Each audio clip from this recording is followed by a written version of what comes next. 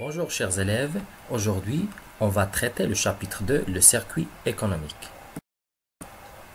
Dans ce chapitre, on va mettre l'accent sur 3 points.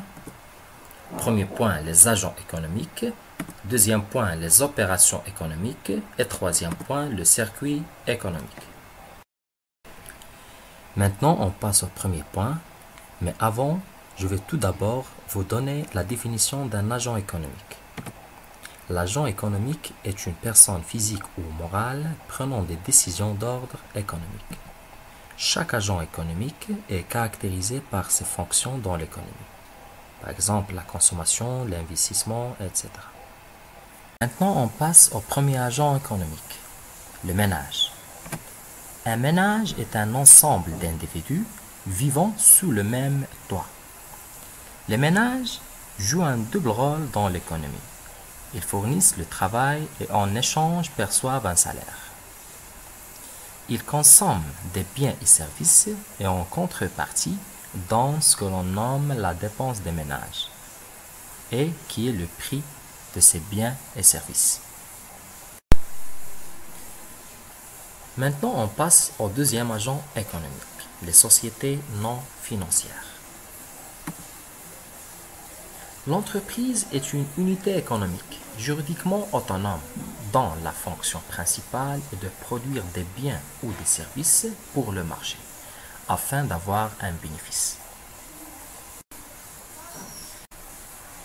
Troisième agent économique, l'administration publique.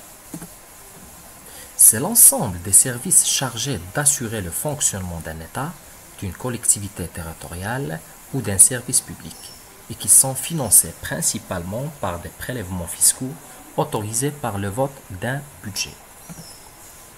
On distingue 3 administrations publiques, l'administration centrale, l'administration locale et l'administration sociale.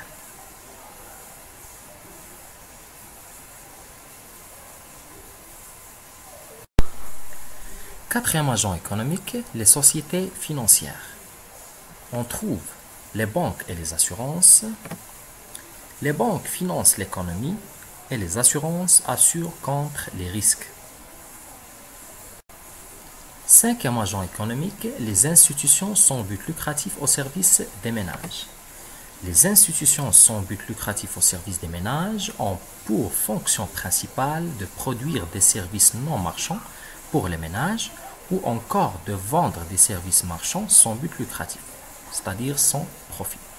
Exemple, les partis politiques, les syndicats, les associations.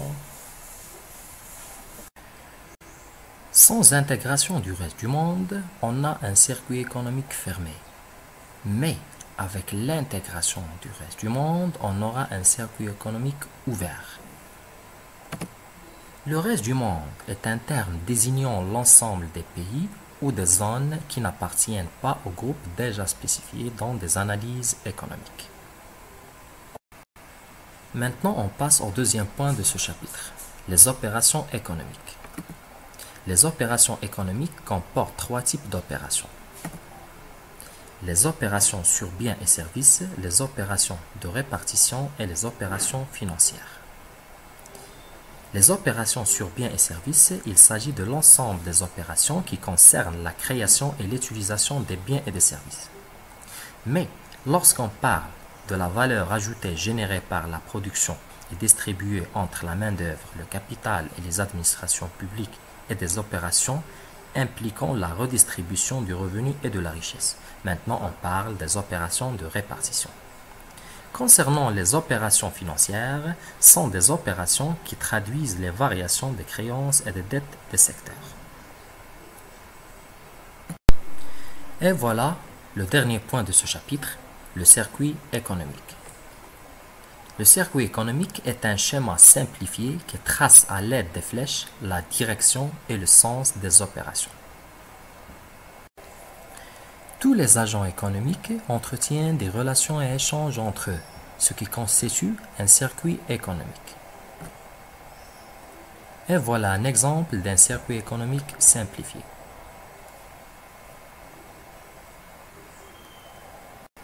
J'espère que vous avez bien compris et merci de votre attention.